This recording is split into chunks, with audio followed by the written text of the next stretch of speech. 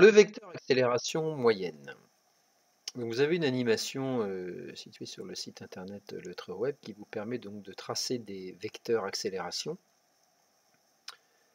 Le vecteur accélération, comme nous l'avons vu, et en analogie avec le vecteur vitesse, c'est donc la variation du vecteur vitesse en fonction du temps.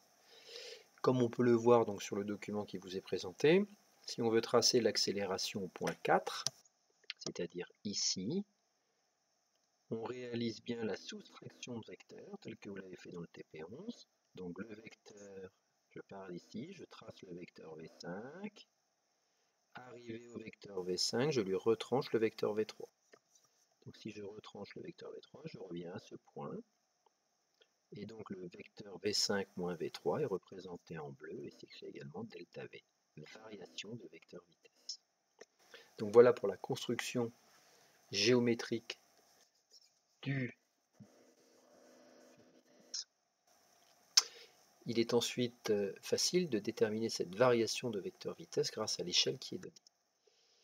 Le vecteur accélération instantanée, un petit peu de la même façon que nous l'avons vu avec la définition donc, du vecteur vitesse instantanée, correspond donc à la variation de vecteur vitesse pendant un temps donné.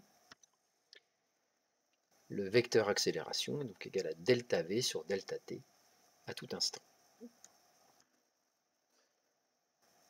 L'expression mathématique de l'accélération sera donc la dérivée du vecteur vitesse par rapport au temps. La vitesse correspondait à la dérivée de la position par rapport au temps. L'accélération est la dérivée de la vitesse par rapport au temps. Deux choses à bien garder en tête. La définition physique, l'accélération est une variation de vitesse par rapport au temps. Et la définition mathématique, l'accélération correspond à la dérivée du vecteur vitesse par rapport au temps.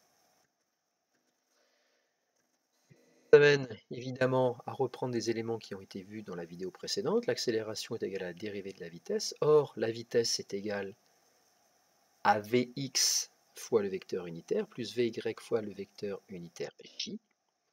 On se retrouve donc avec une accélération qui est égale à la dérivée de la vitesse selon x fois le vecteur unitaire i, plus la dérivée de Vy fois le vecteur unitaire j. L'accélération de la même façon, lorsque l'on va tracer un vecteur accélération, le vecteur accélération aura une coordonnée AGX, une coordonnée AGY, et donc s'écrira AG égale AGX plus AGY. Le vecteur AG est égal à AGX en valeur fois le vecteur unitaire I plus AGY fois le vecteur unitaire J. L'accélération est égale à la racine carrée de AGX au carré plus AGY au carré.